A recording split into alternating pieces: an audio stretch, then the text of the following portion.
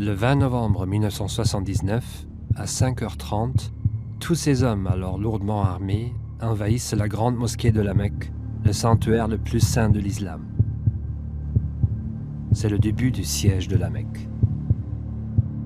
Durant 15 longues journées, ils vont pousser l'Arabie saoudite au bord de l'effondrement et déstabiliser le Moyen-Orient, au risque de rompre l'équilibre géopolitique mondial.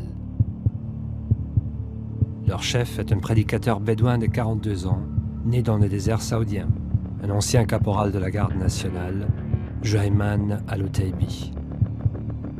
En quelques minutes, plusieurs centaines d'hommes transforment la grande mosquée en une forteresse, un piège qui se referme sur plus de 100 000 pèlerins, à qui fera des centaines, voire des milliers de victimes.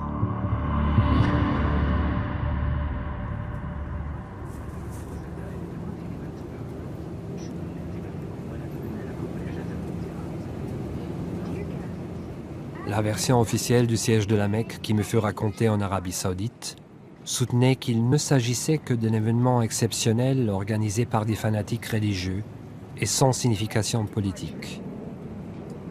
Mais cette version ne résista pas longtemps à mes premières découvertes. D'autres versions évoquaient une insurrection ayant pour but soit le renversement des Al Saoud, la famille dirigeante d'Arabie saoudite, soit le chaînon manquant qui permettrait de comprendre la naissance du terrorisme islamiste contemporain. Et toutes ces versions évoquent des conséquences si importantes qu'il est aujourd'hui nécessaire de savoir ce qui s'est réellement passé à la Mecque au mois de novembre 1979.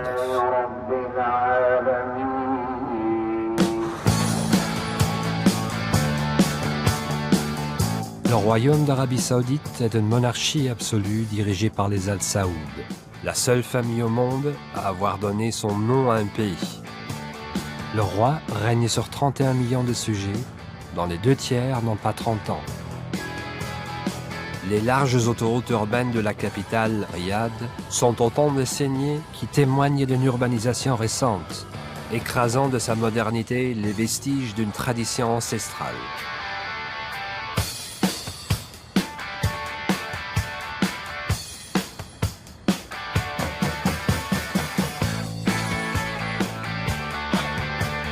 Sous le désert saoudien reposent 20% des réserves mondiales de pétrole, accessibles ici comme nulle part ailleurs dans le monde. Le pétrole nourrit la puissance saoudienne depuis les années 1930. Il a permis à un groupe de tribus isolées de devenir l'un des acteurs majeurs de la géostratégie mondiale.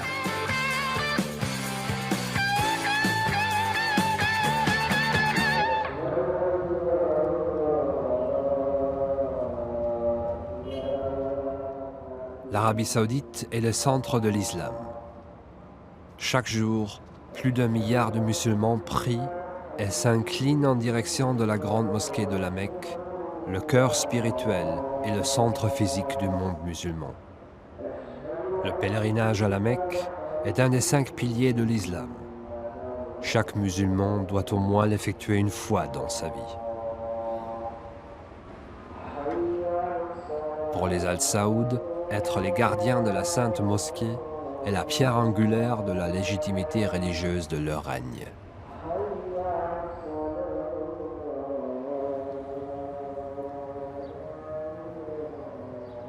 La nouvelle de notre présence dans le pays se répand. Abdulaziz Al-Dakhri, un ancien lieutenant-colonel de l'armée saoudienne, a demandé à me rencontrer. Son père était un des généraux qui commandait l'armée lors des événements. Abdulaziz veut nous confier les archives privées de son père. This is the footage. This is the footage that I have been looking for this for 5 years. هذه ابد انت انا طبعا هذه لي فتره ما شفتها.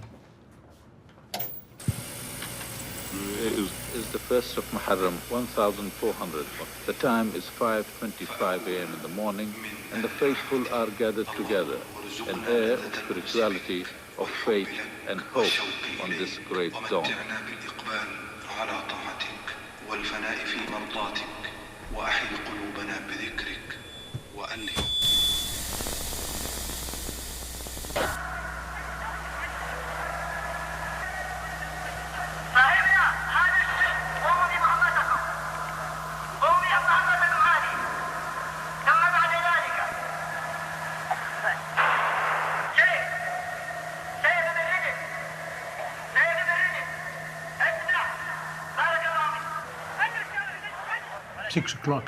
À 6 heures du matin, le téléphone a sonné dans ma chambre d'hôtel. Il y avait un problème à la grande mosquée. J'étais en Tunisie pour le sommet de la Ligue arabe. Le roi Fahd présidait la délégation. Le prince Turki Al Faisal a dirigé pendant près de 25 ans les services secrets saoudiens. Au mois de novembre 1979 à Tunis, il est un des membres de la délégation saoudienne au sommet de la Ligue arabe, réunie suite aux accords de paix israélo-égyptiens de Camp David. J'ai immédiatement appelé le prince héritier. Il m'a répondu « Oui, je sais ». Il avait été appelé par le ministre de l'Intérieur, le prince Naïef, et par le ministre de la Défense, le prince Sultan. Il m'a dit « Je veux que vous y alliez. Un avion est prêt à décoller. Vous me ferez des comptes rendus jusqu'à ce que je finisse la conférence ici. » C'était un jour ordinaire. Novembre est agréable en Arabie Saoudite. Mark Hembley souhaite depuis son plus jeune âge devenir ambassadeur. Jeune fonctionnaire du département d'État, il arrive en 1979 à Jeddah, où il est l'un des rares membres du corps diplomatique à parler couramment l'arabe et le responsable à l'ambassade américaine de la coordination des relations politico-militaires. J'approchais vers 7h30 de l'entrée principale de l'ambassade quand un Yéménite qui travaillait pour nous, Ali Al-Arassi, « Qu'est-ce qui se passe ? Je viens de la Mecque. Il se passe quelque chose à la Mecque. » Un pilote d'hélicoptère américain qui travaille pour la défense civile survole la Mecque alors que, autour de la grande mosquée, les combats font rage entre les rebelles et les forces saoudiennes. Des milliers de pèlerins en profitent pour fuir au risque de leur vie. 1 heure après, le pilote retrouve Mark Hembley et lui fait un rapport dramatique des événements. Cela montrait que la rébellion continuait dans le lieu le plus saint de l'islam. Au début, dans la mosquée, il devait y avoir plusieurs dizaines de milliers de personnes. Mais elles ne sont pas restées là. Elles se sont mises à fuir. La nouvelle de l'occupation de la Mecque se répand comme un feu de paille. À Jeddah, Khaled Al-Maïna débute une carrière qui fera de lui l'un des journalistes les plus respectés du Moyen-Orient. Un grand nombre de personnes s'est enfui en courant parce que je ne crois pas qu'ils ont réussi à fermer les portes. Mais la plupart des pèlerins ont pu s'échapper. Quelques douzaines de pèlerins ont été tués pendant les combats. Ils ont été pris dans un tir croisé, ce qui n'était pas volontaire. Mais qui sait? Ça n'était pas délibéré. Juhayman n'en voulait qu'à ceux qui représentaient l'institution gouvernementale. Les forces de sécurité avaient tenté d'entrer dans la mosquée, mais elles avaient été repoussées par des tireurs cachés dans les minarets. Il y a eu de lourdes pertes, malheureusement.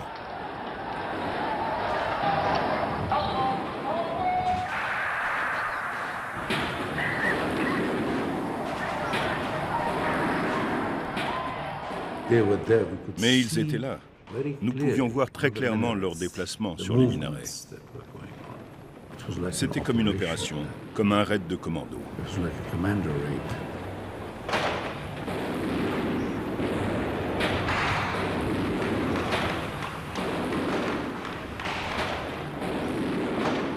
Nous ne savions pas combien ils étaient, ni quelle était leur puissance de feu.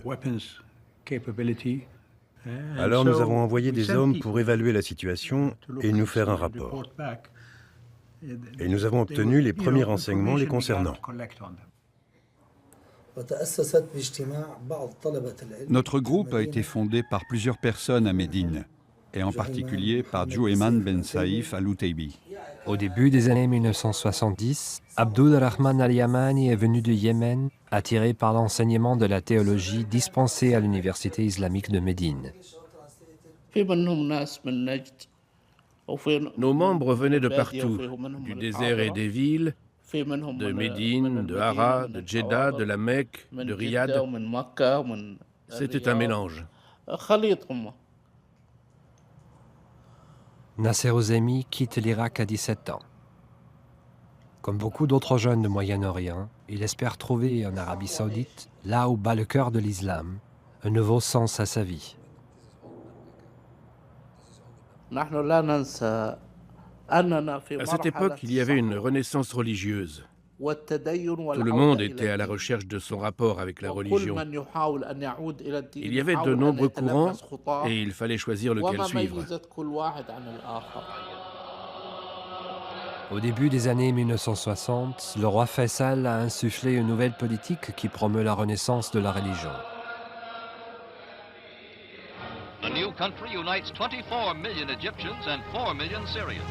Pour le roi, c'est une réponse aux deux principales menaces qui pèsent sur le royaume.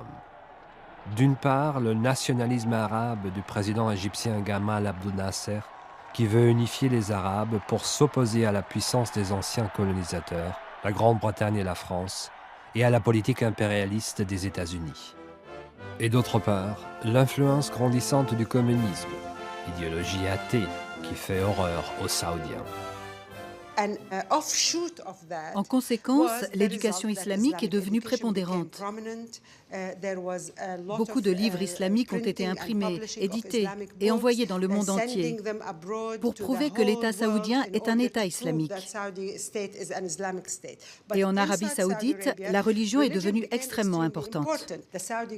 Le gouvernement saoudien a de plus en plus mis en avant ces références islamiques.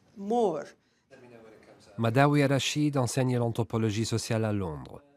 Elle est la descendante d'une famille qui gouvernait autrefois la partie centrale de ce qui est aujourd'hui l'Arabie saoudite. Et cela a conduit, depuis les années 1970, à l'émergence de nombreux groupes islamistes. J'ai choisi le groupe de Juhayman, car c'était le groupe de salafistes dominant. Juhayman avait ce charisme. Che Guevara avait ce charisme aussi. C'est pour ça que les gens les ont suivis. Il a offert aux gens un but auquel ils pouvaient croire.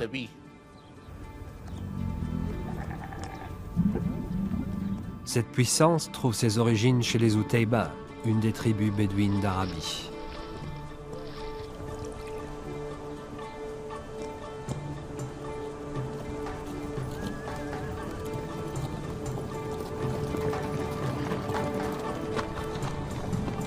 En 1902, Abdulaziz Ibn Saoud, pour assouvir ses ambitions politiques d'unification, réunit les tribus bédouines et crée avec elles une armée invincible, les Ikhwan.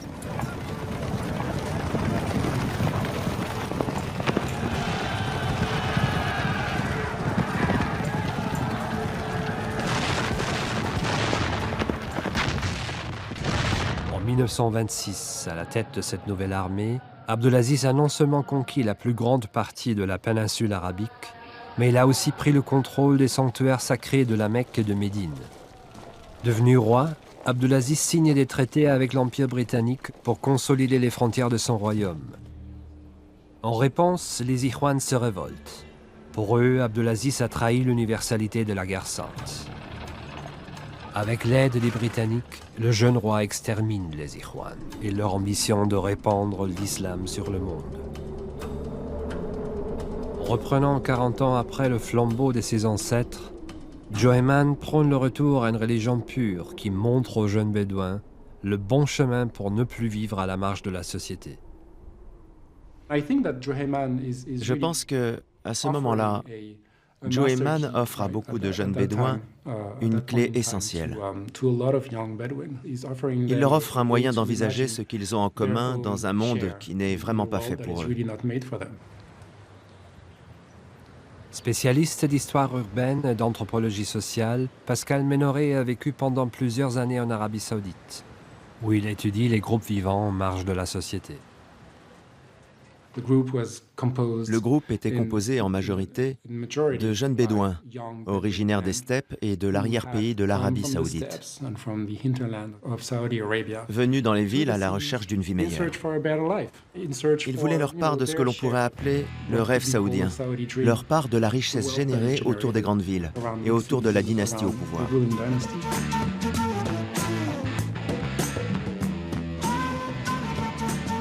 La croissance exponentielle des revenus de la production pétrolière propulse l'Arabie saoudite dans une frénétique période de développement.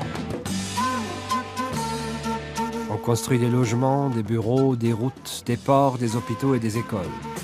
L'Arabie saoudite s'offre une infrastructure moderne. L'afflux des pétrodollars galvanise le commerce et permet la modernisation de tous les secteurs de l'économie. Et avec l'argent occidental, la société saoudienne s'occidentalise.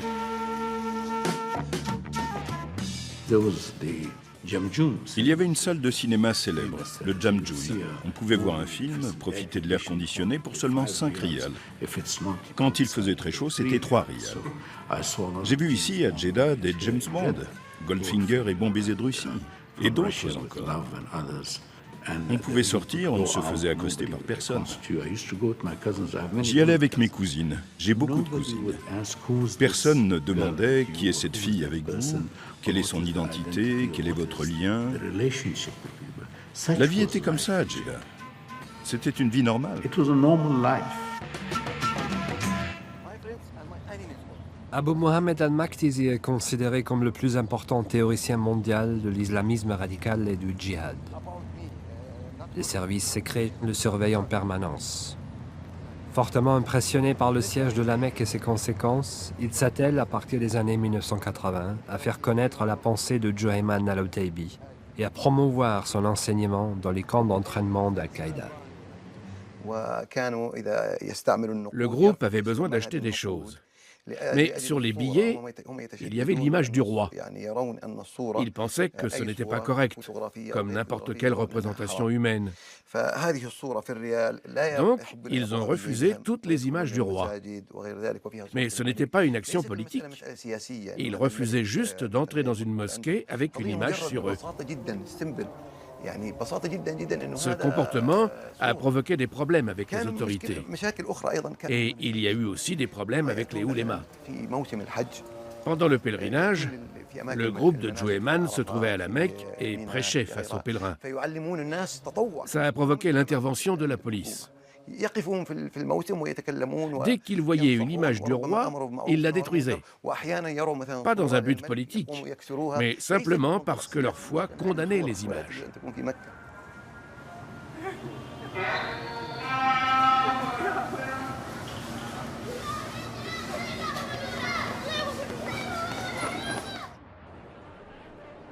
Le gouvernement saoudien n'oublie pas d'utiliser les revenus pétroliers pour renforcer sa crédibilité religieuse.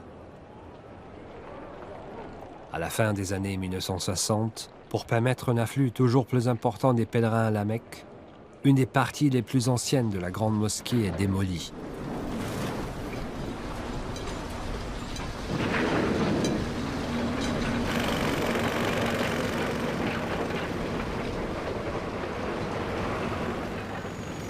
Tous les sols et les toits sont remplacés. 4 nouveaux minarets sont érigés. La galerie Massa est rattachée au bâtiment principal. Après ces travaux, le lieu saint a presque doublé sa superficie. La mosquée est un lieu de pouvoir, le lieu de l'exercice du pouvoir politique de la famille régnante, qui se proclame à la tête d'un État religieux. Mais ils affirment aussi posséder la Mecque et Médine. Nous avons ces lieux, ils sont à nous. C'est pourquoi il est logique que Juhayman et son groupe frappent justement là et qu'ils disent « Non, vous ne les avez pas ». Les gens avaient vraiment très peur. Ils pensaient qu'en plus de l'attaque contre la mosquée, quelque chose d'autre était en cours. Le ministère de l'Information a simplement bloqué tout commentaire. Tous les téléx, tous les téléphones ont été coupés. C'était comme ça en ce temps-là. Mais nous avions des installations spéciales pour pouvoir envoyer et recevoir des informations. Bien que l'ambassade américaine tente d'expliquer à Washington que les Iraniens n'ont qu'un lien avec le siège de la Mecque, le conseiller à la sécurité nationale, Zbigniew Brzezinski, et le secrétaire à la défense, Harold Brown, vont convaincre le président Carter qu'il doit faire enfin preuve de fermeté au Moyen-Orient.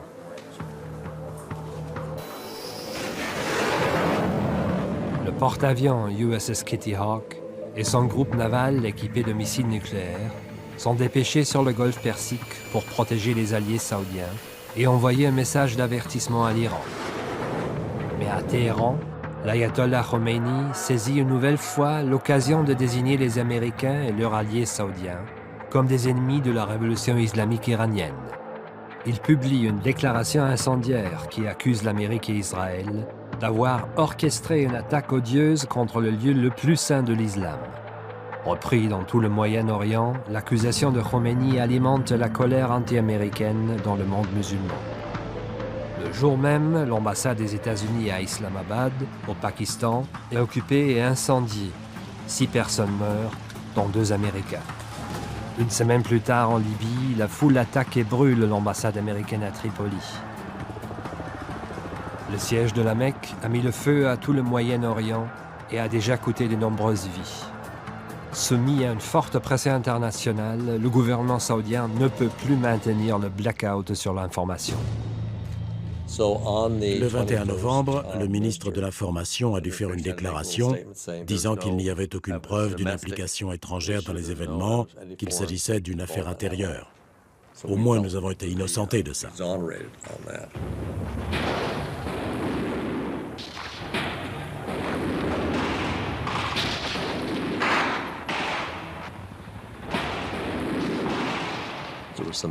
Il y a eu des combats importants. Nous avions mis la main sur des photos. Nous pouvions voir des panaches de fumée qui faisaient craindre les pires dommages dans ce lieu sacré.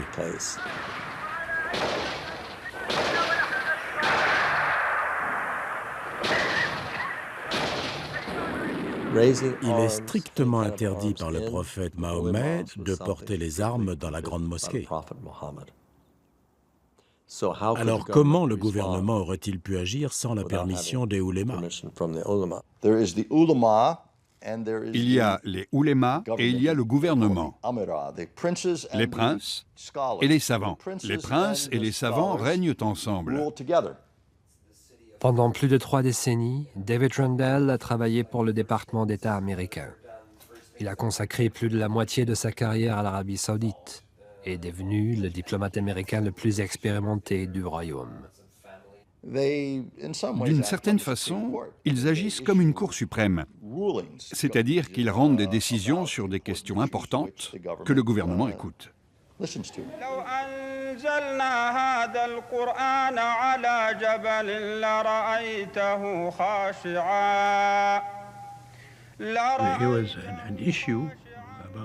On devait promulguer des décrets coraniques. Vous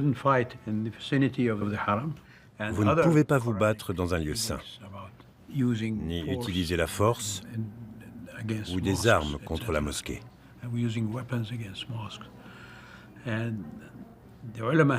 Les oulémas devaient recueillir le plus d'avis possible, surtout sur l'utilisation d'armes lourdes qui pourraient détruire les bâtiments de la mosquée. Pour la première fois de son histoire, l'armée saoudienne se prépare à intervenir à la Mecque. Pour comprendre le rôle et l'état d'esprit des militaires, je contacte à nouveau Abdelaziz Al-Dakhli. Son grand-père a servi le roi Abdelaziz aux premiers jours du royaume. Et en 1979, son père dirige une unité qui sera l'une des premières à participer à l'assaut.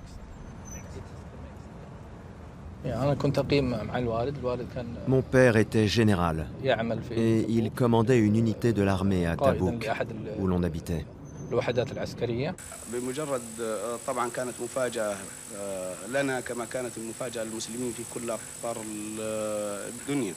Dans les archives privées qu'Abdelaziz m'a confiées, j'ai trouvé cette interview de son père, enregistrée juste après l'opération militaire à la Mecque. على ذهن أي إنسان أي مسلم أن يجرؤ إنسان على عمل مثل ما قاموا به هؤلاء ولذلك كانت مفاجأة للجميع احتلالهم للمسجد الحرام. Mon père m'a raconté que c'est à la fin de cette journée qu'il a appris que des troubles avaient eu lieu. Quand ces chars ont été réquisitionnés pour la Mecque, mon père a décidé de les accompagner. Ils sont arrivés à la Mecque le 2e jour.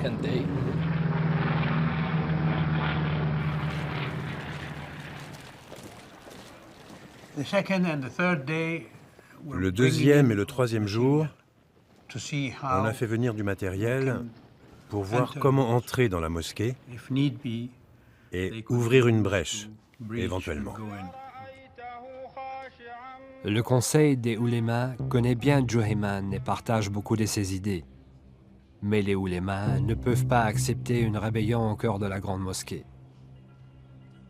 4 jours de débat sont nécessaires pour émettre une fatwa qui autorise l'usage de la force, mais contraint les militaires à offrir aux rebelles une dernière chance de reddition.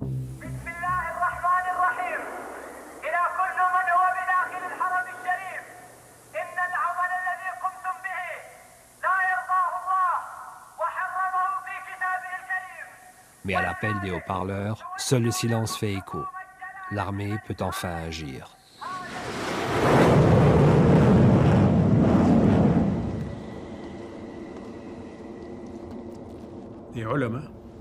Les oulémas émettent la fatwa qui permet l'utilisation des armes pour reprendre la mosquée. Ce fut alors un tout autre combat, comme si une armure faisait ricocher les balles sur eux.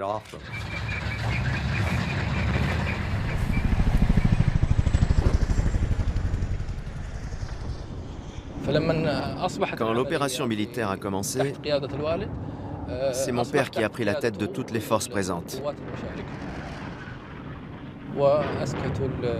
Les soldats ont cherché à utiliser les immeubles mitoyens.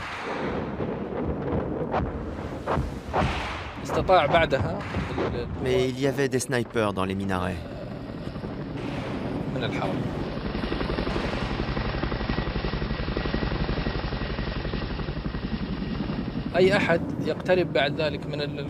Une fois que les snipers ont été tués, les soldats ont pu s'approcher pour ouvrir les portes à l'aide des chars.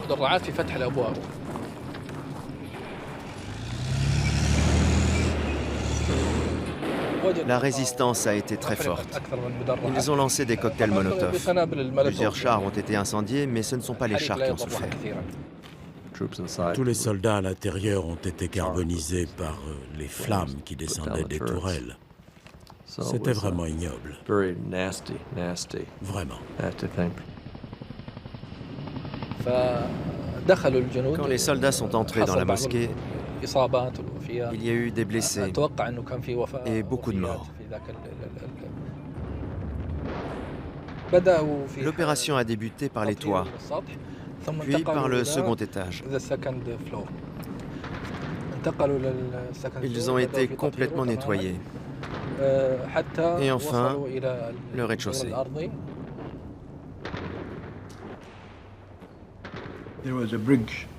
Il y avait un pont qui menait à la mosquée. Nous l'avons emprunté pour rejoindre les toits, et de là, nous avons observé. Il n'y avait plus personne. Ils s'étaient tous réfugiés dans les souterrains. Il y a une sorte de labyrinthe sous la mosquée, qu'on appelle le kabou. Il y a plus d'1 millier de pièces, parfois des cuisines, dans lesquelles les étudiants séjournent. C'était important de savoir s'ils y étaient descendus. Les insurgés, réfugiés dans les sous-sols de la grande mosquée, savent qu'ils peuvent puiser de l'eau douce dans le puits sacré de Zamzam. Juhayman et son groupe se sont préparés à résister longtemps aux offensives de l'armée. Le gouvernement saoudien commence à comprendre qu'il a sous-estimé son adversaire. Durant le mois qui a précédé le siège, le groupe s'est entraîné dans un village aux portes du désert, se protégeant aussi de la pression toujours plus forte du gouvernement.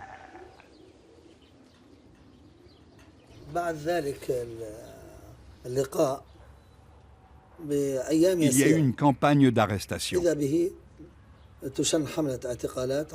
À Médine, des membres du groupe ont été arrêtés. Mais Juhayman a réussi à s'enfuir. Ils ont essayé de l'arrêter, mais il a réussi à s'échapper. D'autres membres du groupe ont été arrêtés à la Mecque. C'est encore dans son désert natal que Juhayman a trouvé refuge un an avant le siège. C'est là qu'il se radicalise. Avec son groupe, il rédige une série de lettres, les épîtres de Juhayman, qui sera diffusé dans tout le Moyen-Orient. Il épouse les principes de la création d'un réel État islamique en Arabie, sous la seule autorité de Dieu. L'une des choses les plus importantes qu'il dit, c'est « Regardez, les Al Saoud prétendent qu'ils ont créé un État religieux, un État islamique. Ils affirment que le peuple leur a fait allégeance et qu'ils en tirent leur légitimité religieuse. »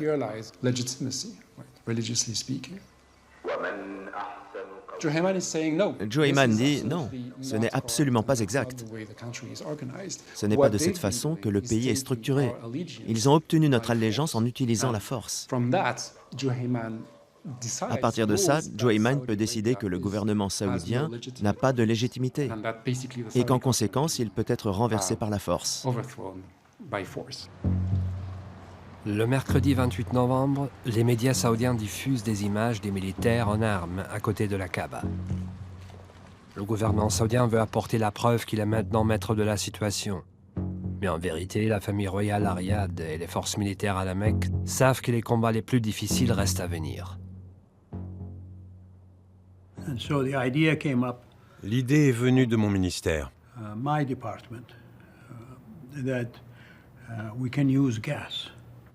Nous pouvions utiliser le gaz, le disperser dans les sous-sols de la mosquée en perçant des trous dans le sol et en y injectant le gaz pour atteindre les salles là où ces individus étaient. Les Saoudiens voulaient du gaz lacrymogène. Mais en général, nous ne donnons pas de gaz, même si, sous Carter, on n'en a pas exporté. Nous ne voulions pas qu'il soit utilisé contre les manifestants. Et même, je ne pense pas que nous aurions pu leur en donner une quantité suffisante à temps. Ça n'aurait pas été possible. Je suis sûr qu'ils ont dû demander à un autre gouvernement ami de les aider. La demande d'une aide technique française est venue directement du prince Fahd.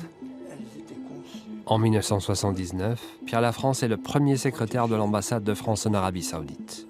Ce passionné du monde arabe parfaitement bilingue assiste l'ambassadeur lors de toutes les réunions officielles et moins officielles tenues avec les autorités saoudiennes. Le prince Fahd, avec toujours son air un peu détaché, un petit peu désinvolte, il aurait dit finalement, si une aide française est possible, ce serait pas mal, pourquoi pas. Essayez de voir si vous avez des propositions à faire, vous en parlez à nos spécialistes militaires. Merci, monsieur l'ambassadeur. Au revoir, monsieur l'ambassadeur. Voilà. La position qui avait été donnée par le président de la République et par le ministre Jean-François Poncet, c'est que on était le dernier recours. Les hommes que j'envoyais, s'ils réussissaient, eh bien, en gros, on sauvait l'équilibre de l'Occident. Après les événements qui ont ensanglanté les Jeux Olympiques de Munich, Christian Proto est chargé de créer le groupement d'intervention de la Gendarmerie nationale. Quelques mois avant les sièges, le ministre saoudien de la Défense a assisté très impressionné à une démonstration des hommes du GIGN. Poncet et Giscard, ils ont juste essayé de me convaincre qu'on devait y aller. Parce que moi, je ne voulais pas.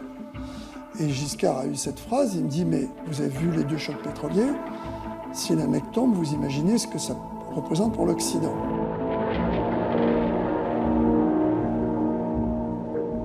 Les Saoudiens dépensent des milliards pour forer des puits de pétrole, installer les pipelines, puis ils ferment les robinets pour garder cette production disponible. Certes, ils fournissent du pétrole, mais surtout, ils assurent la stabilité du marché de l'énergie en pouvant augmenter rapidement la production. C'est donc un choix politique et non pas économique. Et ils permettent aux Saoudiens de stabiliser le marché de l'énergie.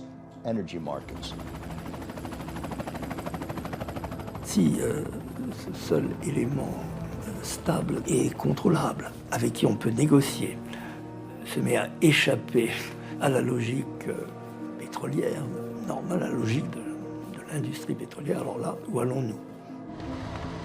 Pour le président de la République française, Valéry Giscard d'Estaing, l'aide apportée au gouvernement saoudien est une priorité qui nécessite le secret le plus absolu. Giscard se mouillait pas, là. On envoie trois bonhommes, ça fait pas force d'intervention. Et normalement, on aurait dû partir à une quinzaine sur une opération comme ça. Ça aurait été trop de risques et ça aurait trop marqué peut-être une empreinte de la France. C'était une mission particulière dont il ne fallait pas parler. Secrète, dont il ne fallait pas dévoiler la teneur ni que la participation de la gendarmerie française dans cette action.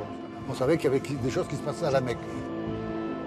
Le 29 novembre 1979, 10 jours après le début du siège, Paul Baril, Christian Lambert et Ignace Vodecki décollent de l'aéroport militaire de Villacoublay. Les 3 membres de GIGN débutent une mission qui officiellement n'existait pas, dans un pays qui leur est inconnu. Le lendemain matin, ils arrivent à la base militaire de Taïf, à 65 km de la Mecque. C'est vraiment à Taïf, quand on a commencé la formation surtout, on a fait un petit audit des gens qui étaient en face de nous. Ils étaient complètement démobilisés, ils n'avaient plus du tout envie d'aller au combat, donc c'est la première des choses, il fallait les remotiver.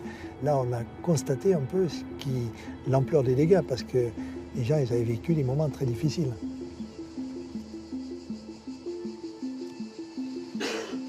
Confidentiel Défense, le rapport opérationnel de Paul Baril insiste sur l'importance du nombre de victimes dans les forces saoudiennes lors des 10 premiers jours du siège.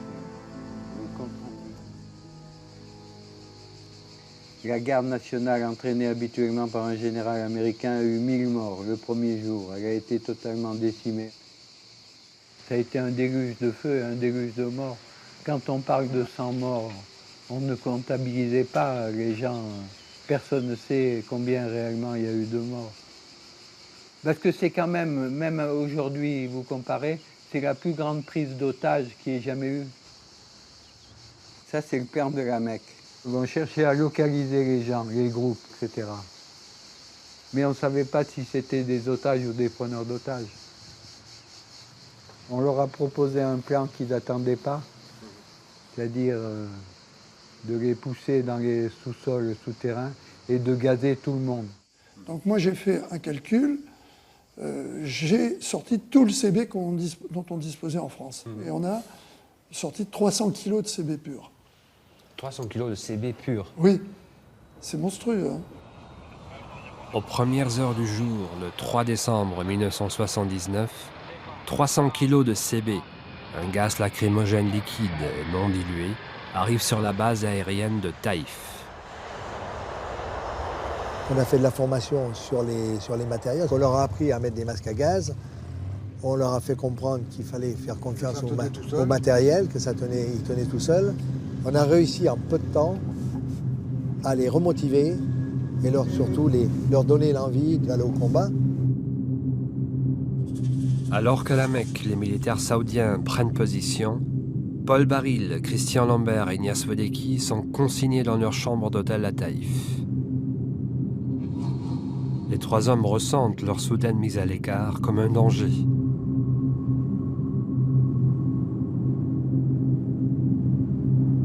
À 23h, le général Al-Dakhri lance l'assaut. مجموعة الاقتحام تبدأ مجموعة الاقتحام الأولى من المدخل اللي في منتصف المسعى تقريبا وتقتحم وتطهر الخلوات والقبو. عندما تصل إلى المنطقة هذه تثبت في مكانها وتدخل المجموعة ومجموعة الاقتحام رقم 2 وتبدأ تواصل. Les membres du groupe de Jueman ont reculé d'une salle à l'autre, jusqu'au moment où ils se sont retrouvés coincés dans la dernière. لآخر لحظة لآخر دقيقة قبل أن نمسكهم نطلعهم كانوا يسفكوا الدماء وكانوا يقتنصوا كل فرد يحاول الاقتراب منهم. ما استسلم أحد استسلام. كلهم مسكوا مسك والحمد لله رب العالمين.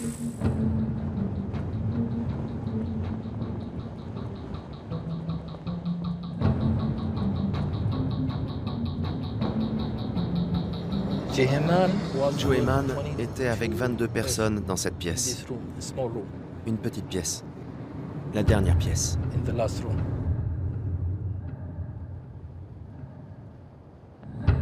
Leurs visages sont marqués des stigmates de la résignation et de l'épuisement. Mais leurs yeux disent leur incompréhension de ne pas avoir gagné un combat mené au nom de Dieu.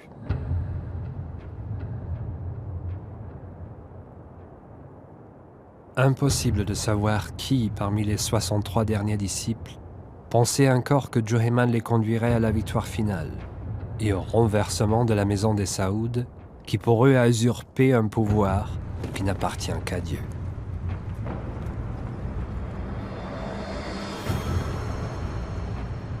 À la fin de l'intervention, le mot d'ordre, c'était qu'il y ait un minimum de personnes qui puissent colporter ce qui s'était passé dans le monde entier. Nous, on faisait partie des gens qui savaient aussi.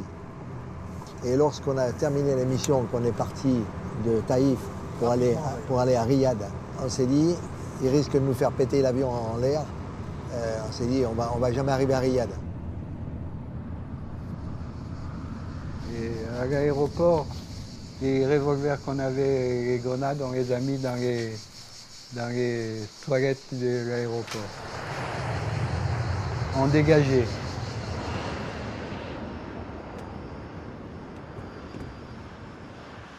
Le lendemain, une fois la mosquée complètement nettoyée, je voulais voir ce Juhayman. Je ne l'avais encore jamais rencontré. Dès mon arrivée, il a dû reconnaître que j'étais quelqu'un d'important, parce que j'avais la police avec moi.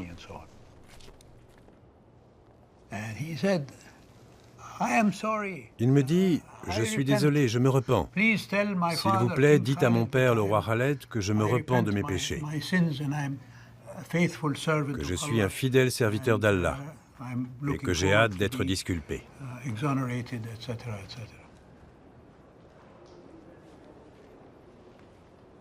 Ce qui m'a frappé à le voir, c'est qu'il ne ressemblait pas du tout à l'image qu'en donnaient les médias saoudiens ou qu'en donnaient mes interlocuteurs saoudiens habituels. Ce n'était pas l'image d'un forcené sanguinaire. Ce n'était pas un visage défiguré par la haine.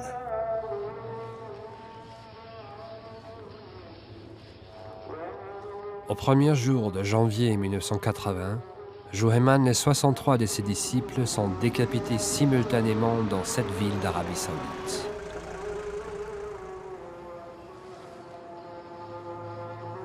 La famille royale reprend alors possession de la grande mosquée. Les Al-Saoud affirment au peuple qu'ils ont vaincu l'ennemi de l'intérieur. Ils assurent aux musulmans qu'ils restent les protecteurs incontestables des lieux saints et se proclament à la face du monde les guides éternels d'un islam originel.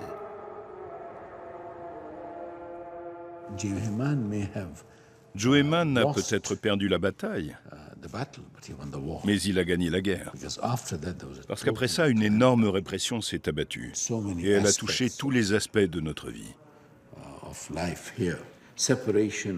La séparation des femmes et des hommes dans les restaurants, ou comme certains le voulaient, à l'hôpital. Tout était ramené au sentiment religieux. Les barbes ont commencé à pousser et les tobes à raccourcir. Alors ces prédicateurs, ces gardiens autoproclamés de l'islam, ont commencé à prêcher. Et nous ne nous sommes pas rendus compte du danger vers lequel on courait. Sans aucun doute, il a eu un effet sur la société. Et ça a amené à porter un regard sur la vie qui différait de ce que les gens acceptaient auparavant. Mais en termes de développement, par exemple, le développement s'est poursuivi partout dans le royaume.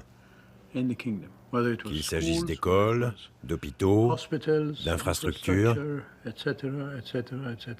Il y a eu un moment, un printemps dans les relations entre la France et l'Arabie Saoudite, et où on a passé les contrats les plus importants qu'on ait jamais passés, jusqu'à ce que les États-Unis reprennent la main. Je pense que l'impact a été plus grand à l'extérieur qu'à l'intérieur du royaume, parce que le royaume était déjà très conservateur. Je pense que Jueman ne s'est pas seulement attaqué à la mosquée en disant « la religion doit être purifiée ». Il a surtout accusé le gouvernement, plus précisément les Al Saoud, d'être les responsables de cette déviance de la religion. Par la suite, les combats de Jueman ont trouvé un écho en Égypte lorsque Khalid Islambouli a assassiné Anwar al-Sadat. Et plus tard en Irak, avec Al-Qaïda, qui a donné naissance à Daesh. En 1981, alors qu'il est étudiant à l'université islamique de Médine, Abu Mohamed al-Makdisi est très impressionné par le message que Jueman a laissé et par son projet de création d'un État islamique. Mais pour lui, la lutte contre le gouvernement saoudien n'a pas été assez radicale lors du siège de la Mecque. J'ai compris que Ben Laden croyait toujours que l'Arabie saoudite avait un gouvernement légitime.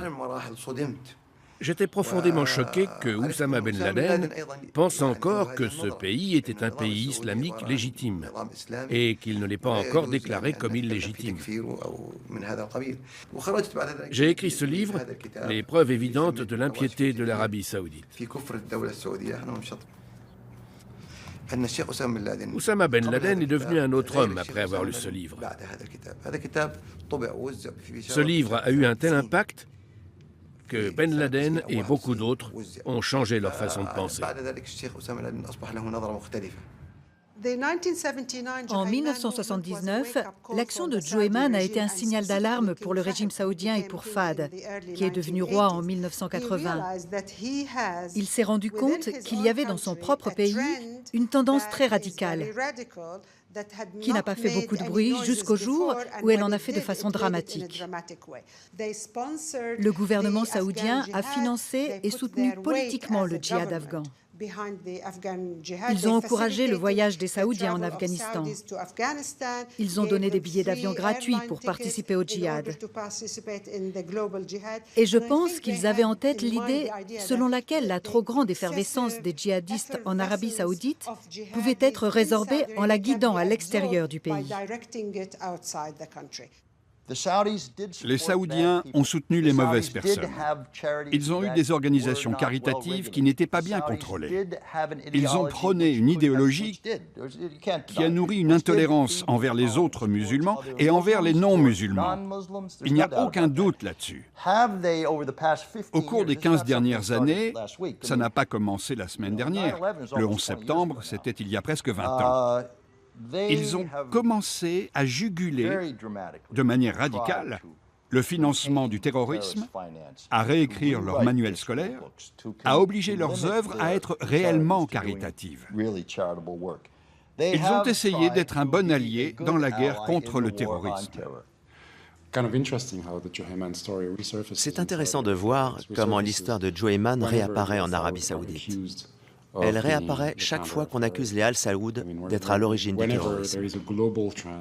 Chaque fois qu'une tendance générale stigmatise les Al Saoud en disant qu'il faut cesser de s'aligner sur eux parce qu'ils ont soutenu le terrorisme sous toutes ses formes, alors c'est précisément à ce moment-là qu'ils exhument cette histoire pour dire « Regardez, ces idées viennent de chez nous, nous les Saoudiens. » Mais ils proviennent d'une minorité au sein de la minorité. Ce sont des déviants qui ont besoin de se faire soigner. Comme quoi, nous sommes du bon côté de la guerre contre le terrorisme. À la fin avril 2017, le nouveau prince héritier de l'Arabie saoudite, Mohammed bin Salman, déclare que l'Arabie saoudite ne peut continuer à vivre dans l'après-1979. Cet âge est maintenant révolu. Et il précise que ni lui, ni les 70% des jeunes saoudiens ne veulent plus gâcher leur vie dans un maelstrom hérité de leur passé. Faut-il comprendre que le royaume est enfin prêt à accepter sa part de responsabilité dans les causes et dans les conséquences du siège de la Mecque? Ou faut-il entendre que le futur roi refermera une fois pour toutes un couvercle sur l'histoire de cet événement? Comment s'empêcher de penser à ce qu'un homme sage a écrit sur le crépuscule de notre royaume? Si nous voulons que tout reste tel que c'est, il faut que tout change.